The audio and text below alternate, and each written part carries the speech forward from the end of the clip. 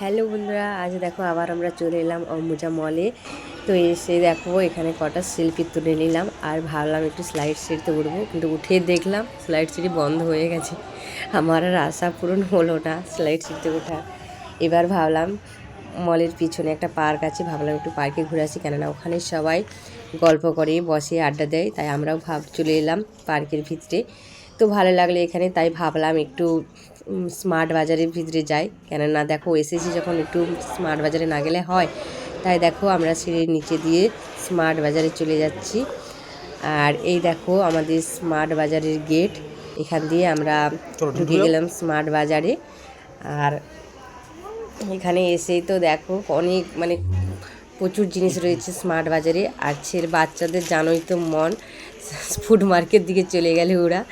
এই দেখো আমার ছেলে তো দেখেই, ওর ছেলেদের বাচ্চাদের মানে কি, দেখলেই স্ন্যাকের দিকে চোখ, তাই দেখো ও তো একটা নিয়ে নিল স্পঞ্জেরি।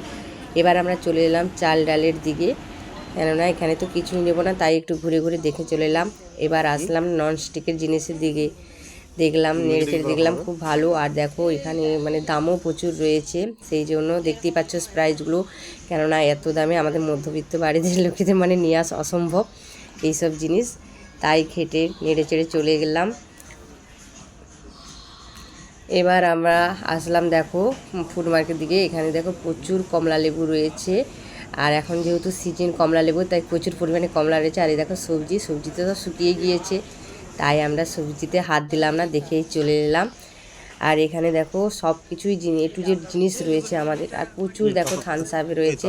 এই দেখো এখানে কাউন্টার, এবার আমরা কাউন্টারে ঢুকেছি। এখানে যেহেতু বিল করব, আর আমাদের যেহেতু বিল হয়ে গিয়েছে, তাই এবার আমরা পাঞ্চ করে বেরাবো। এবার বেরিয়ে গেলাম আমরা এখান থেকে। আর বন্ধুরা দেখো যে মলটা এতই বড়, তো পুরো ভিডিওটা তোমাদেরকে এই একই ভিডিওতে দেখাতে পারলাম না, কারণ ভিডিওটা লং হয়ে যাবে। তো পরের ভিডিও আমরা পুরোটা আবার দেখাবো। তো আমরা এবার গেটে চলে এলাম, আসছি। সবাই ভালো থেকে সুস্থ থেকেও, টাটা বাই বাই।